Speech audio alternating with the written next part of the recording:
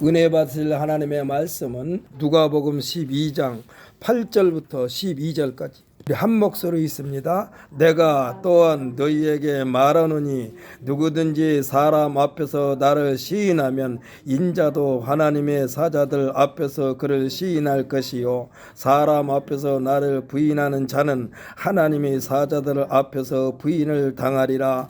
누구든지 말로 인자를 거역하면 사하심을 받으려니와 성령을 모독하는 자는 사하심을 받지 못하리라. 사람이 너희를 회당이나 위정자나 권세 있는 자 앞에 끌고 가거든 어떻게 무엇으로 대답하며 무엇으로 말할까 염려하지 말라. 마땅히 할 말을 성령이 곧 그때에 너희에게 가르치시리라 하시니라. 아멘. 할렐루야. 오늘도 우리 한번 선포합시다. 우리는 평안함을 유지합시다. 아멘. 할렐루야. 악한 원수마귀 사탄의 세력은요 우리에서 평안함을 뺏으려고 온갖 수단과 방법을 다 동원합니다. 제가요 지난 목요일 날이 제가 그 봉사하는 단체에 예배 드리는 날입니다. 2025년도 첫 번째 예배 드리는 날이기 때문에 제가 참석을 했어요. 그런데 예배를 잘 드렸는데 제가 그날도 이제 앞에 앉았어요. 이렇게 일어서려고 하니까 이 한쪽 다리가 잘 안 펴져요.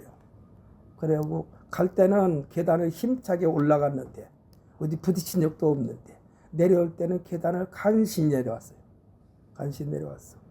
참 왜 이럴까 하면서 하나님한테 이 무릎을 왼쪽 다리를 무릎 밑에까지 주물르면서 기도하는 마음으로 이제 운전을 하고 왔습니다.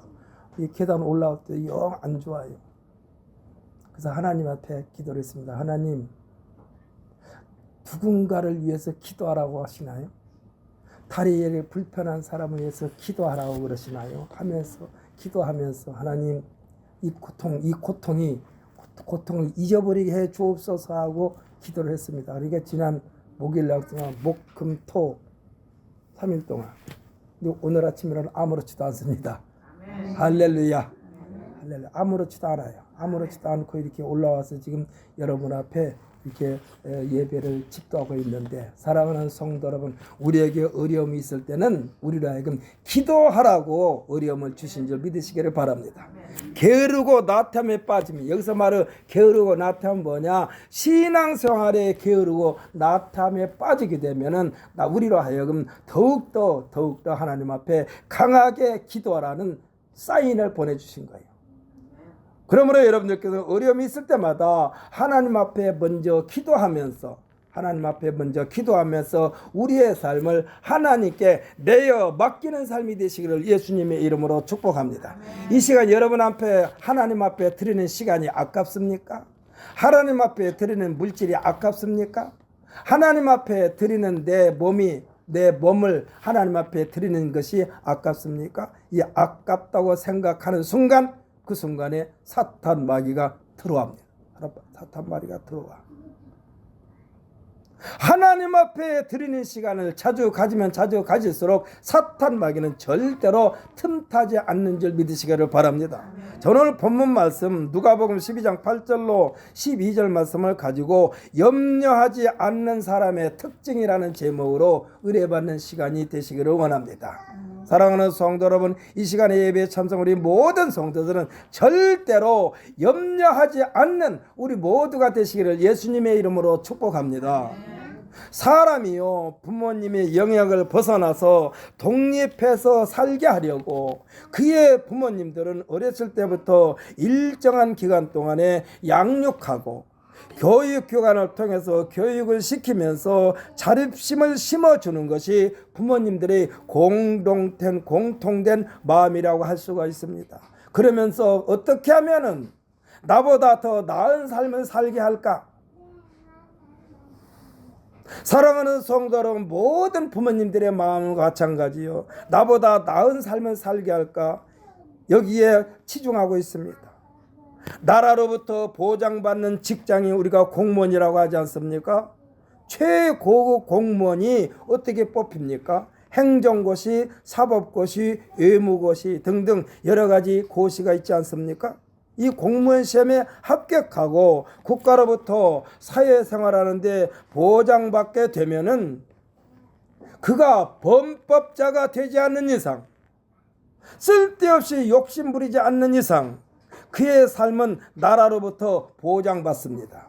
그렇지 않습니까? 그래서 우리들은 공무원들을 가리켜서 뭐라고 그래요? 철가방이라고 그래요. 철가방. 이와 같이 독립된 생활을 꿈꾸는 것이 보통 사람들의 생각입니다. 나라가 망하지 않는 이상 미래에 대하여 염려할 필요가 없습니다. 단 한 가지 주의해야 할 일이 있다면 공무원으로서의 지켜야 할 강령이 있을 것입니다. 강령. 그러니까 공무원으로서의 제대로 공무원 역할을 할 수 있도록 한 나라로부터 내려주신 법규가 있어요. 이것을 잘 지키면 됩니다. 벗어나지 않고 성실하게 근무한다면 거기에 따르는 각종 혜택도 누리게 됩니다. 사회에서의 신분도 1급 대접을 받게 될 것입니다. 이것이 현실에서의 가장 안정되고 미래에 대하여 염려할 필요도 없게 되어 있습니다. 예수님은 예수님을 따르는 제자들에게 너희는 마음에 근심하지 말라라고 했습니다. 이 시간 여러분 저를 똑바로 쳐다보시기 바랍니다. 저를 쳐다보세요. 엊그저께인가 제가 예배에 참석했다고 그랬지 않았어요? 그런데 거기에서 설교하는 목사님이 설교할 때 가장 기분 나쁜 것이 뭐냐? 밑으로 고개 숙이고 핸드폰 만지작거리고 그런 사람이 제일로 기분 나쁘대. 저도 마찬가지요. 이 시간에는 여러분 한 시간 정도뿐이 안 돼요. 여기서 서 있는 이종걸 목사에게서 눈동자를 다른 곳으로 돌리지 마시기를 신신당부드립니다. 신신당부드립니다. 그러니까 지금 예수님께서 너희는 마음에 근심하지 말라 말씀하신 것은 여기에서 이종걸 목사의 입술을 통해서 여러분에게 말씀드리는데 마음에 근심하지 말라는 것은 뭡니까? 너희에게 평안을 주시겠다 이 말씀으로 들어있어요. 아니 예수님께서 평안을 주시겠다고 그러는데 왜 저에게서 눈을 다른 곳으로 돌립니까? 그러면서 덧붙여서 주시는 말씀이 또 뭐라고 그러냐? 하나님을 믿으니 또 나를 믿으라고 말씀하고 있어요. 이 말씀은요, 평강의 하나님을 믿는다면 너희 눈앞에 있는 예수님 자신을 믿으라고 분부하시는 거예요. 예수님은요, 무슨 일을 하시며 누구의 명령에 의하여 행하고 있는가에 대한 말씀인 것입니다. 곧 하나님에 의하여 하나님의 일을 행하고 있기 때문에 이와 같은 삶은 염려하거나 근심하거나 두려워하거나 걱정하거나 놀라거나 무서워하지 말라는 것입니다. 믿음의 선진들이 두둑한 배짱은 이와 같은 하나님에 대한 확고한 믿음이 있었기 때문에 가능한 거예요. 우리 매주 우리 어린 생명들이 두 생명들이 왔으면 참 좋겠는데 아마 사정이 허락하지 못하여 가끔 드문드문 옵니다만 드문드문 오는데도 톡톡 튀는 행동을 하지 않아요? 어린애들이 뭐 때문에 그래요? 내 옆에는 우리 엄마 우리 아빠가 있어서 그래. 조금 더 쫄지 않아요. 조금 더 쫄지 않아. 매주 우리 어린 생명들이 참석해가지고 우리들에게 소리칠 때마다 여러분들은 그렇게 생각하세요. 우리들의 믿음 생활도 쟤처럼 그래야 되는데 하고 싶은 소리 다 해.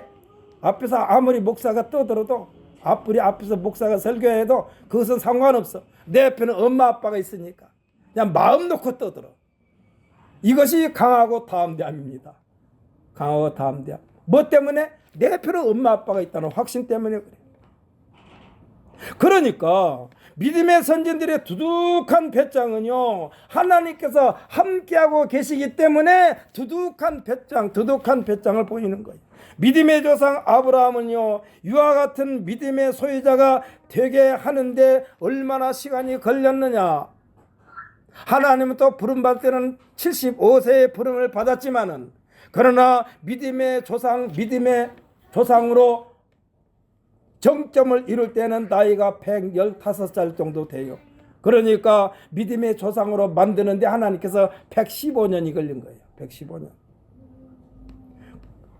115년 동안 하나님께서 관리하셨어. 이스라엘의 민족의 지도자라고 합니다. 하나님의 사람이라고 부릅니다. 이 하나님의 사람 모세는 80년의 세월을 통해서 배짱 좋은 하나님의 사람이 됐습니다. 중간에 많은 우여곡절도 있었어요. 살인자로 몰리기도 했습니다. 자기 자신을 숨기고 살려고 광야에서 은둔 생활도 40년 동안이나 했습니다. 그러나 하나님께서는 그 시간대마다 하나님께서 함께 하셔서 민족의 지도자, 배짱이 두둑한 믿음의 선진으로 만드신 거예요. 이스라엘 사람으로서 거대한 나라, 이스라엘 나라의 50배가 넘는 거대한 나라의 총리가 된 요셉은요 30년 동안 하나님께서 그를 성장시키시고 성숙시켜서 하나님의 배짱, 믿음의 배짱, 그를 통해서 하나님의 형통이 무엇인가를 나타내 보이신 것입니다. 이 요셉을 향하여, 요셉이 종살이 했는데 이 요셉을 향하여 그 주인이 뭐라고 그랬느냐, 하나님께서 함께하니 형통한 자로서, 형통한 자. 그러면서 그 장면을 보게 되면은 오히려 주인 보디발이 주인이 아니라 자기 집에서 종살이하고 있는 요셉이 주인이고 자기가 마치 종살이한 것처럼 완전히 바꿔서 생각하고 있는 것을 보게 됩니다. 이와 같이 성경이 기록된 믿음의 선진들은 하나같이 하나님의 영, 성령 안에서 참 자유가 무엇인가를 나타내 보신 줄 믿으시기를 바랍니다. 이 시간 여러분 성령으로 더한 받기를 예수님의 이름으로 축복합니다. 성령에 흠뻑 취하시기를 예수님의 이름으로 축복합니다.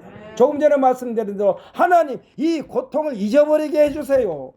이 시간 여러분 육체의 고통 가운데 있습니까? 하나님의 말씀을 듣는 순간 고통의 고난이 다 사라지게 하여 주옵소서 하고 기도하시기를 예수님의 이름으로 축복합니다. 똑같은 말씀인데 어떤 사람에게는 치료의 말씀이 되고 어떤 사람에게는 문제 해결의 말씀이 되고 어떤 사람에게는 걱정도 근심도 다 사라지게 하는 말씀이 하나님의 말씀이요. 하나님의 말씀이요.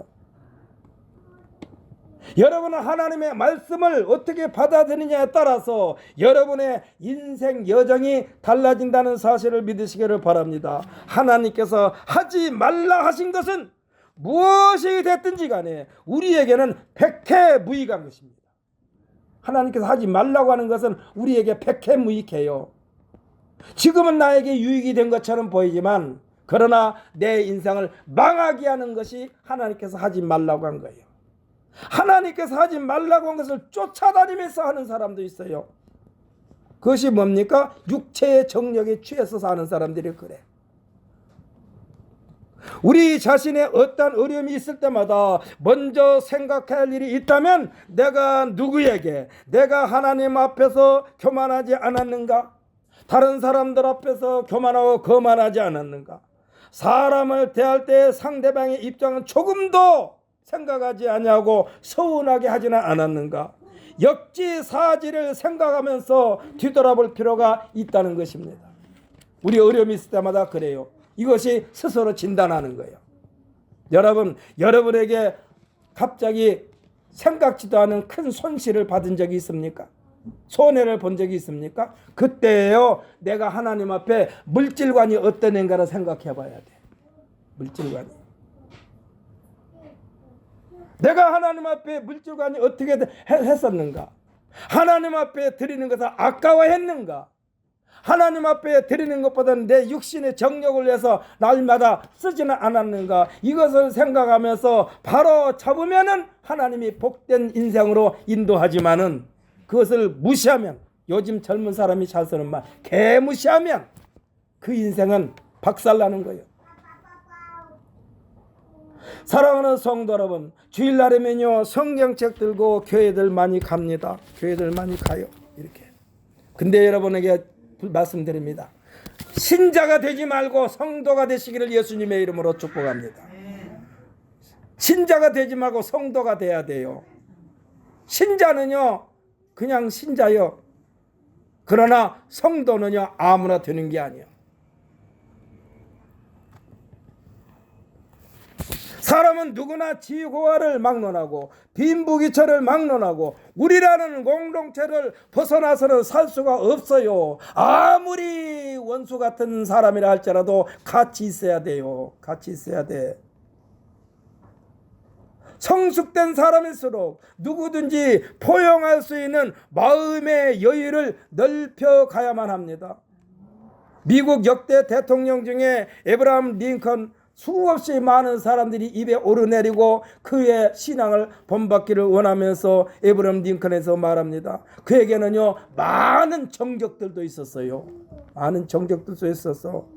아주 이 선거 기간 동안에는 링컨을 향하여 원숭이 같다라고 그랬어요. 원숭이 같다라고. 아주 극구 반대를 했어요.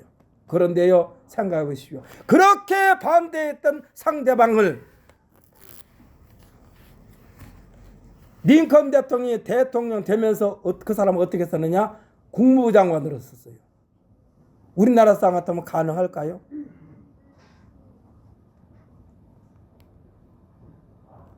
대통령 선거 기간 동안에는 그렇게 에브라함 링컨을 헐뜯고 아주 그냥 무시하고 그랬는데 에브라함 링컨을 향하여 나중에 뭐라고 그랬느냐? 가장 존경받는 인물이라고 그랬어요. 어떻게 이렇게 될까? 링컨이 누구냐? 하나님의 사람. 이 사람이요, 링컨 대통령이 첫 번째 4년의 임기는 잘 마쳤습니다. 그리고 재선에 성공했어요. 두 번째 대통령이 됐어요. 그런데 2년차 되던 해에 암살당했어요. 그는 민주주의란 무엇인가 유명한 토대를 쌓은 대통령이고 존경받은 대통령입니다. 저 학교 다닐 때에 지리 선생님이 들어오기만 하면 항상 외치는 게 그랬어. 미국 링컨 대통령이 하는 말을 항상 되씹었어요.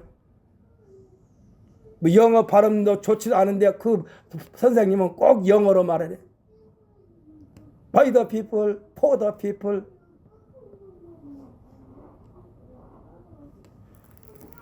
Of the people.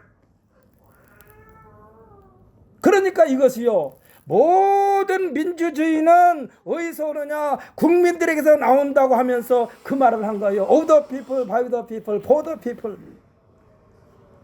그 유명한 말, 이 말이 무슨 말이냐? 국가의 주권이 국민에게 있고 민중에 있고 민중의 권력을 가지고 그 권력을 스스로 행사하며 민중과 시민을 위하여 정치를 향하는 제도가 민주주의라고 그랬어요. 그러한 정치 사상이라고 그랬어요. 이렇게 규정지어서 누가? 에브라함 링컨이. 오늘날 민주주의 국가에서 행하는 정치 제도는 이 바탕에서 성장한 것이라고 말할 수 있습니다. 이 링컨 대통령이 백악관 집무실에서 늘 끼고 묵상했던 것이 뭐냐? 성경책이요, 성경책.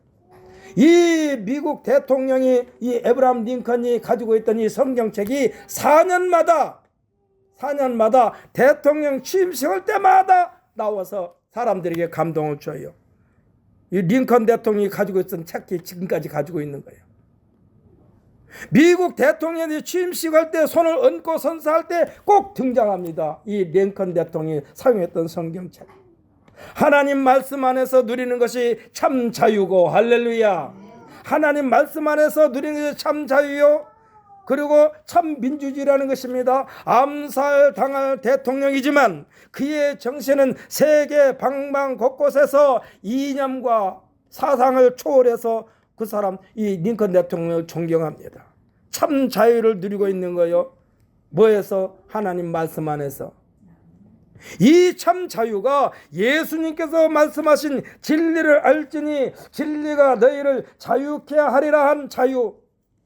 자유는요, 무질서가 아닙니다. 참 자유는 질서인 줄 믿으시기를 바랍니다. 참 자유는 질서 속에서 싹 트는 거예요. 누구에 의해서가 아니라 진리를 품고 사는 사람들에 의하여 아름다운 자유, 평강에 평강을 더한 받는 자유입니다. 오늘 본문보다 앞서 누가복음 11장 42절로 52절까지 내용을 보면 예수님께서 책망하신 분류들을 자신들만이 하나님 앞에서 가장 떳떳하고 거리낌이 없다라고 자신만만한 서기관과 바리새인들, 이들을 향하여 6번이나 뭐라고 그러냐, 화 있을진저 하면서 그들을 책망합니다. 마태복음 23장 13절로 29절까지 보면은 7번이나 화 있을진저 서기관과 바리새인들이여, 외식하는 서기관과 바리새인들이여, 화 있을진저 화 있을진저 아주 불호령을 내리십니다. 이들은요, 지금까지 온 세상이 자신들의 손 아귀에 있는 것처럼 거드름을 피우면서 활개를 쳤던 것입니다. 그러나 예수님께서 화 있을진저 서기관과 바리새인들이여 하면서 예수님께서 조목조목 그들의 악한 삶에 대하여 열거하는 순간, 일순간에 그들은 멘봉 상태에 빠지고 말았습니다. 왜? 조목조목 지적하는 다 옳은 말이거든. 적어도 예수님께서 화 있을진저 외식하는 서기관과 바리새인들이 하고 부르실 때에 자신들의 죄와 허물에 대하여 시인하고 고백했더라면은 예수님은 십자가에 못 박아서 죽이지를 않았을 거예요. 근데 그거 다 안 버렸어. 깨달으면서도 안 버렸어. 이들이 시인하고 고백했다라면 제2의 참 인생, 참 자유를 보장받는 인생으로 거듭나게 해 주셨을 것입니다. 그런데요, 그들의 반응을 한번 보십시오. 오늘 본문보다 조금 앞인 누가복음 11장 53절로 54절.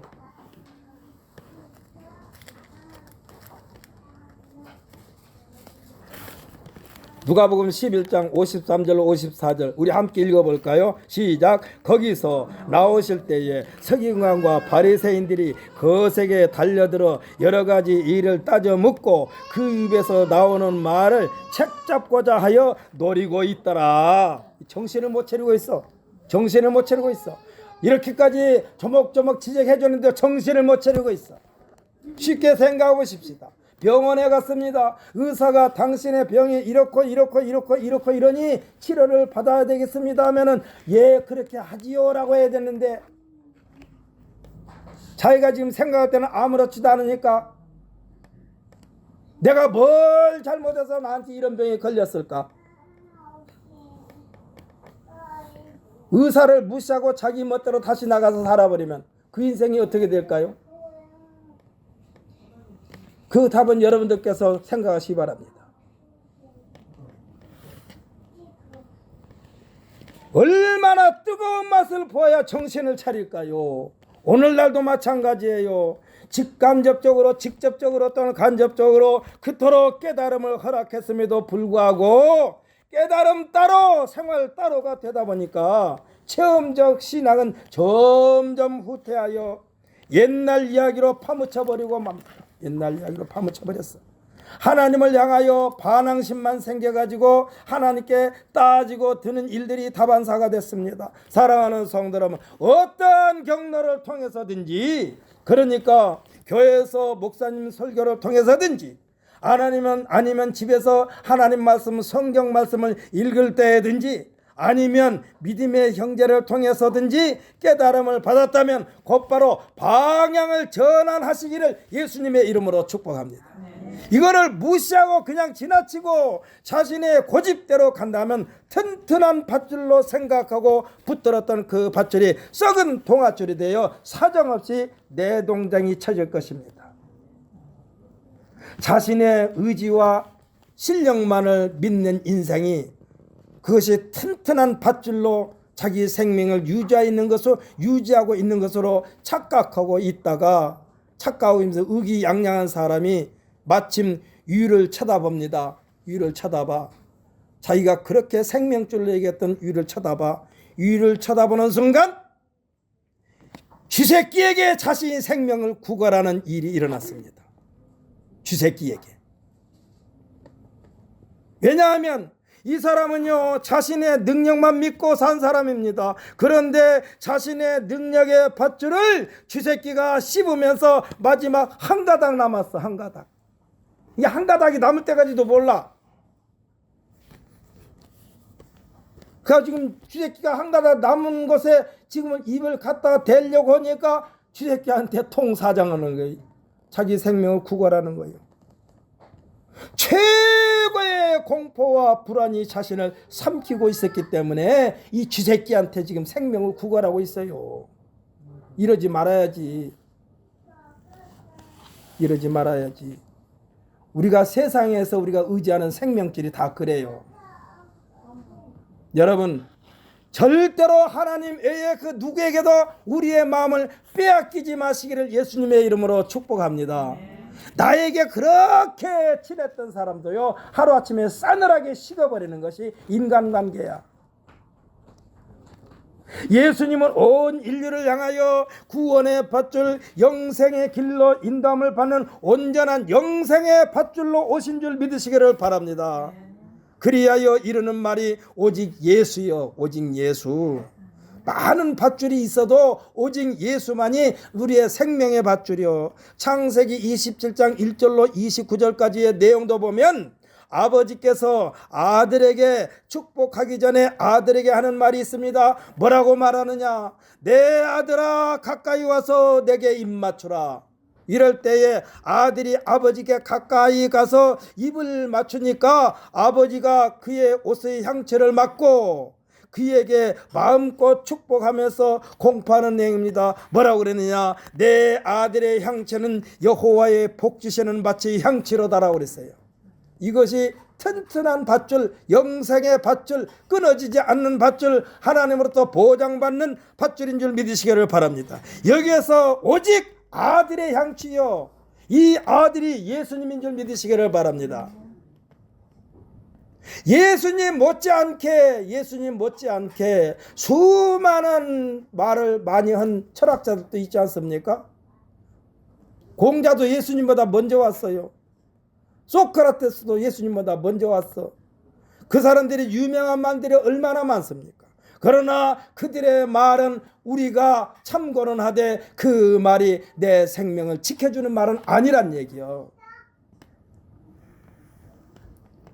그러면서 지금 아들에게 이렇게 축복하는 것입니다.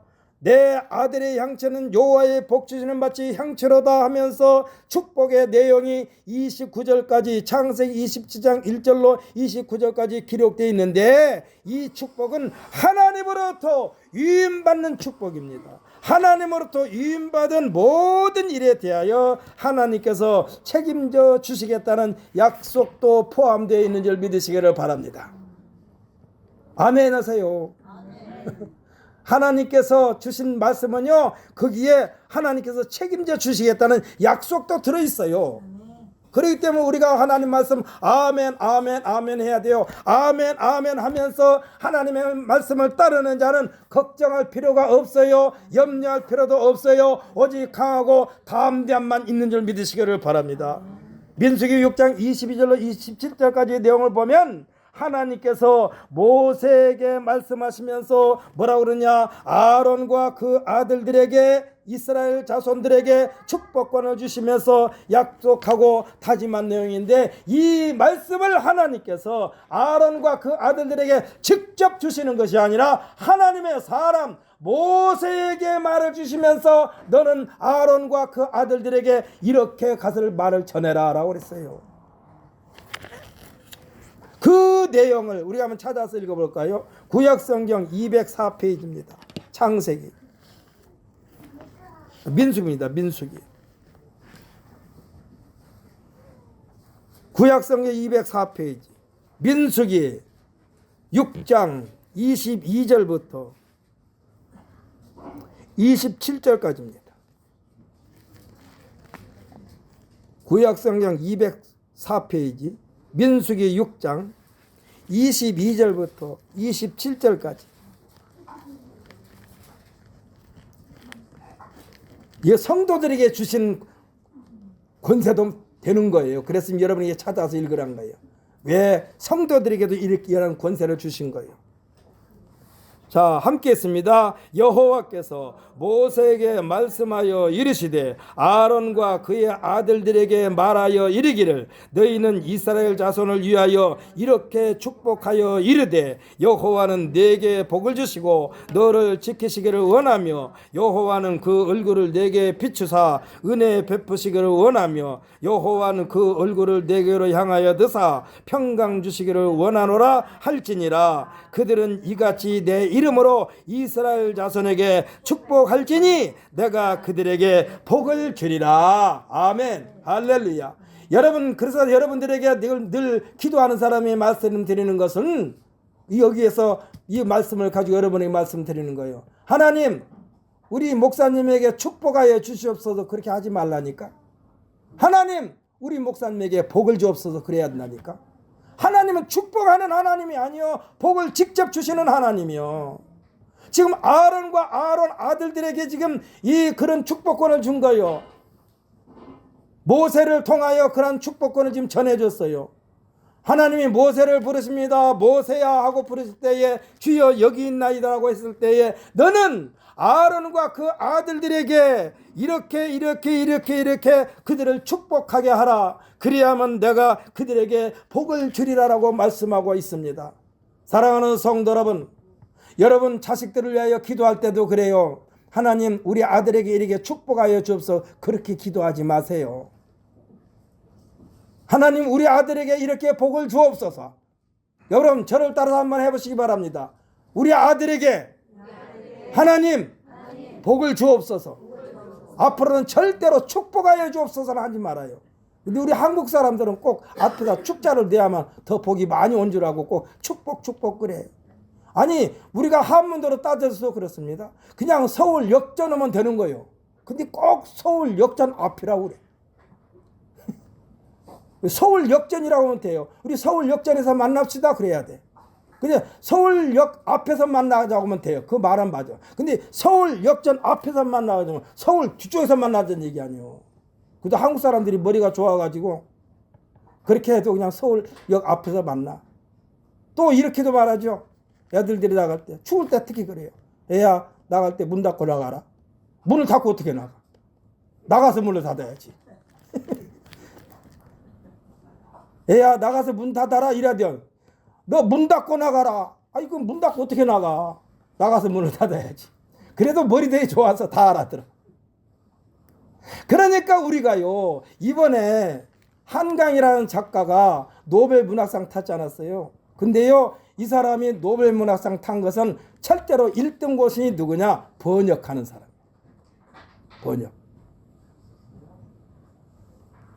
번역이 그만큼 중요해요. 우리나라가 옛날에 탔을 거라고 그래요. 번역만 제대로 했다면. 근데 번역을 제대로 못해가지고 노벨 문학상을 이제 이세사 탄 거예요. 우리가 하나님의 말씀을 제대로 알자고요. 여러분 이 한 시간에 다시 한번 여러분에게 다시 한번 공포합니다. 따라서 하시기 바랍니다. 하나님 우리 아들에게 복을 주옵소서. 또 아들한테만 하면 딸이 서운하니까 딸도 한번 들먹거리자고. 하나님 우리 딸에게 복을 주옵소서. 이렇게 기도하라니까. 축복하여 주옵소서는 틀려요. 하나님은 그냥 복을 비는 하나님이 아니라니까. 복을 직접 주시는 하나님이요. 지금 민수기에서 지금 그렇게 말씀하고 있잖아요. 아론과 아론 아들들에게 너희는 이스라엘 백성들에게 이렇게 축복하라. 그리야만 내가 거기에 복을 주리라 라고 말씀하고 있습니다. 하나님은 직접 복을 주시는 하나님. 할렐루야. 오늘날 예수 믿고 구원받은 성도들을 향하여 베드로 사도가 베드로전서 2장 9절에서 뭐라고 그랬느냐? 너희는 택하신 족속이요 왕같은 제사장들이요 그랬어요. 사랑하는 성도 여러분은 왕같은 제사장들인 줄 믿으시기를 바랍니다. 그렇기 때문에 우리로 하여금 이 제사장이 하나님 앞에 성도들을 위하여 기도한 것처럼 우리들에게도 그렇게 기도할 수 있도록 하나님께서 권세와 권능을 주신 줄 믿으시기를 바랍니다. 그래서 여러분 할 수만 있으면은 집에서 자꾸 쓸데없는 것 가지고 하지 말고 기도문을 써보세요. 기도문. 여러분, 이 요즘에는 이 여러분들께서 길거리 보면은 모두가 다 그렇게 그냥 어디다 대고 묵념하는지 다 묵념하고 있어. 다 묵념하고 있어. 그냥 모든 사람들이, 어린아이도 묵념하고 있고 어른도 묵념하고 있고. 그게 뭡니까? 핸드폰 쳐다보고 있어. 그런데 여러분에게 부탁드립니다. 여러분 길 갈 때에 핸드폰에 가서 거기에 이상을 자꾸 보지 말고 하나님의 말씀을 보든지, 아니면 거기다가 여러분이 하나님 앞에 기도하는 기도문을 작성하시기를 예수님의 이름으로 신생 부탁드립니다. 이 기도는요, 누구를 위해서 기도하느냐, 누구를 위해서 기도하든지 그것이 축복이요. 여러분들이 집에서 기도할 때 하루에 한 번이면 좀 너무 많나? 일주일에 한 번이라도 여기 서 있는 이종걸 목사를 위해서 기도해 주시기를 부탁드립니다. 축복해 주세요. 나를. 그러면 여러분께서 나를 위해서 축복 기도하면은 하나님께서 복을 주시는데, 축복하여 주옵소서 하지 말고 우리 목사님에게 복을 내려 주옵소서, 어떠한 복인가, 건강하게 해주시고 하나님 말씀 우리에게 쏙쏙 귀에 들어오도록 전할 수 있도록 복을 내려 주옵소서, 이렇게 기도하라니까. 축복하여 주옵소서는 틀렸어요. 틀려.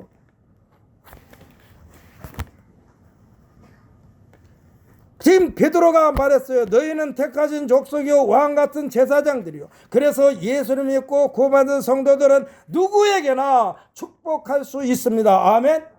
할렐루야. 이 말은 누구를 위해서든지 성도들의 기도에 응답하시겠다는 약속이요. 그러므로 우리 신광순복의 성도들은 성경에서 말씀하시고 명령하신 대로 쉬지 말고 기도하시기를 예수님의 이름으로 축복합니다.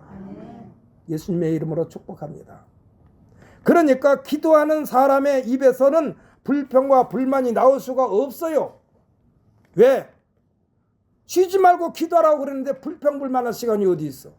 기도하면서 누구는 불평하면서 기도하는 사람 봤습니까? 아니에요. 불평과 불만이 나올 수가 없어요. 오직 축복만 나오래요. 축복만 나와. 우리 입에서는 하나님 이 사람을 위해서 복을 내려 주옵소서. 하나님 이 사람을 위해서 복을 내려 주옵소서. 하나님께서 축복하라고 했기 때문에 제가 이들을 위해서 축복합니다. 그러나 하나님, 제가 축복하는 사람마다 하나님께서 복을 내려 주옵소서. 오늘 설교 제목이 염려하지 않는 사람의 특징이라고 그랬는데, 이런 성도들이 늘 무기처럼 지니고 다녀야 되는 덕목인데, 이 덕목이 기도인 줄 믿으시기를 바랍니다. 근데 기도하는 사람 표정에서는요, 인상이 찌푸려질 수가 없어요. 생각해 보십시오. 우리나라 속담이 이런 거 있잖아요. 웃는 얼굴에 침 못 뱉는다고. 근데 기도하면서 인상 쓰면서 기도한 사람 봤어요? 하나님이 기대를 잔뜩 품고 우리가 기도합니다. 누구를 위해서 기도하든지. 특별히 누구를 위하여 축복하는 덕목입니까? 깊은 마음을 갖게 됩니다. 이렇게 기도하는 사람은, 늘 기도에 힘쓰는 사람은 깊은 마음을 갖게 됩니다. 넓은 마음을 지니게 됩니다. 누구든지 끌어안고 포용하는 넉넉한 마음이라 할 수 있습니다. 예수님께서 말씀하신 마태복음 5장 38절로 44절의 내용을 보면 아무나 지닐 수 있는 마음이 아니에요. 뭐라고 그랬어요? 오른뺨을 치거든 왼편도 돌려대라 로부터 시작되어 원수를 사랑하고 너를 핍박하는 자를 위하여 기도하라고 그랬는데, 이러한 마음을 아무나 지닐 수 없어요. 오직 예수 그리스도의 마음, 사랑과 공율과 관용과 용서의 마음, 깊은 마음입니다. 높은 마음입니다. 넓은 마음입니다. 이렇게 넓은 마음, 깊은 마음, 높은 마음을 소유한 자 누구에게든지 이 마음에서 쉼을 얻는 줄 믿으시기를 바랍니다. 이렇게 넓은 마음을 가지고 있는 사람에게는요, 사람들이 와서 상담도 해요. 그러면서 하는 말이, 당신 말을 들으니까 아주 그냥 몇 년 먹은 체정이 내려간 것처럼 속이 후련하네요. 이렇게 말하는 거예요. 누구에게? 이렇게 깊은 마음, 넓은 마음, 높은 마음을 가지고 있는 사람. 그러니까 누구에게든지 내 마음에 쉼을 얻고 누구에게든지 내 마음에서 평안을 누리도록 내 자신을 내어줄 수 있는 넉넉한 마음의 소유자만이 가능해요. 어떻게? 원수를 사랑하고 핍박하는 자를 위하여 기도하고 내 오른뺨을 치면 왼편도 돌려대고 속옷을 얻고자 하는데 겉옷까지도 주고, 이 마음 예수 그리스도의 마음입니다. 한마디로 하나님께서 성도들에게 요구하는 것이 하나님의 마음인데, 하나님의 마음을 소유하고 우리들 가운데 오신 분이 예수님. 예수님은 온 인류로 본받게 하시는 장자입니다. 장자. 사랑하는 성, 예수님은 온 인류를 본받게 하는 장자요. 누구든지 어디서든지 예수님으로 말미암아 예수님을 닮을 수 있도록 문을 활짝 열어놓으신 줄 믿으시기를 바랍니다. 그리하여 예수님을 믿는 자들이 예수님께서 말씀하신 대로 자기 자신을 부인하면 예수님께서 친히 고치시고 변화시키고 새롭게 해주신다는 말씀입니다. 빌립보서 2장 5절 이하에 보면 뭐라고 그러냐, 너희 안에 이 마음을 품어라. 어떤 마음인가요? 우리에게 롤 모델로 오신 예수, 오직 그리스도 예수의 마음이라고 그랬어요. 맨 처음 인류의 장자로 온 사람이 누굽니까? 아담입니다. 아담. 맨 처음에 인류의 장자로 온 아담. 이 아담은요, 불순종으로 말미암아 기쁨의 동산 에덴을 불안과 공포의 동산으로 전락시켜버렸어요. 그러나 두 번째 장자로 오신 예수님, 이 예수님은요, 두 번째 장자의 명분을 오신 예수님은 불안과 공포의 동산 에덴을 원래 뜻인 기쁨의 동산 원형을 회복시키려고 오신 줄 믿으시기를 바랍니다. 그러면서 기쁨을 싹 틔우는 말씀이 부활하셔서 제1성으로 하신 말씀, 너희에게 평강이 있을지어다. 아멘. 이 평강은요, 에덴 동산의 기쁨을 얻게 하는 평강이요. 이 평강을 유지하려면 우리 힘으로 불가능하니까 또 뒤에서 말씀하시기를 성령을 의지해야 되기 때문에 성령을 받으라고 그러는데 성령을 충만하게 받아야만 되는 줄 믿으시기를 바랍니다. 우리의 마음을 성령으로 채우는 거요. 오늘 우리가 읽을 때 본문에 앞서 12장 1절부터 읽노라면 누구를 두려워해야 되는가도 기록되어 있습니다. 그러면서 묻는 장면이 나옵니다. 이 생의 삶과 내세의 삶을 주장하는 자가 누구인 줄 제대로 알라는 얘기입니다. 이에 대하여 제대로 인식하는 자는 이 세상에서 일어나는 크고 작은 일들에 대하여 염려할 필요가 없다라는 얘기요. 우리 눈에는 보이지 않습니다. 귀에 들리도 않습니다. 손에 잡히지도 않습니다. 만군의 여호와, 살아계신 여호와, 영원하신 여호와, 우리에게 직접 오신 예수님, 이 예수님이 하나님의 실체요, 예수님의 모든 것을 가지고 우리 곁에 계신 성령으로 말미암아 하나님의 뜻대로 살게 해주시는 성령님을 전폭적으로 시인하고 고백하는 자들은 염려할 필요가 없는 줄 믿으시기를 바랍니다. 모든 우리의 믿음의 선진들, 특히 복음을 전하다가 순교당한, 죽임을 당한 믿음의 선진들은요, 이 말씀에 완전히 사로잡혀 있기 때문에 조금도 두려워하지 않는 거예요. 조금도 두려워하지 않아요. 짧게 우리나라에 들어와서 선교 활동도 하지 않고 들어오자마자 잡혀서 목뱀을 당한 토마스 선교사는 우리나라에 성경책 하나만 던져놓고 그냥 죽임을 당했어요. 그런데 성경책 하나 던져놓은 그 성경책이 오늘날 1200만의 성도를 만들어내는 놀라운 역사의 성경책이 된 줄 믿으시기를 바랍니다. 이게 성령의 역사야. 성령의 역사. 여러분 집에 가서 한번 세계 지도를 펴놓고 여러분 대한민국 어디 있는지 금방 찾을 수 있는 사람이 몇 사람이나 될까요? 우리나라가요 조그만해요. 아주 고래로 말하면은 고래의 눈동자 정도뿐이 안 돼. 그렇게 조그만한 나라예요, 우리나라가. 그런데도 하나님께서는 이 나라, 이 민족 대한민국을 통해서 하나님께서 역사하시고 그 대한민국이라는 작은 땅덩이를 하나님께서 역사하시는 역사의 무대로 사용하시려고 오늘날 우리를 부르신 줄 믿고 우리들은 하나님이 역사의 무대에서 연기하는 우리 모든 탤런트가 되셔서 하나님으로부터 칭찬받는 탤런트, 하나님 앞에 갔을 때에 착하고 충성된 종이라고 하나님으로부터 칭찬받는 우리 모든 성도들이 되시기를 예수님의 이름으로 축복합니다. 아멘. 다시 한번 여러분에 말합니다. 아멘 소리 크게 합시다. 하나님으로부터 사용받고 하나님의 작품을 빛내는 탤런트가 되시기를 예수님의 이름으로 축복합니다. 아멘. 기도하겠습니다.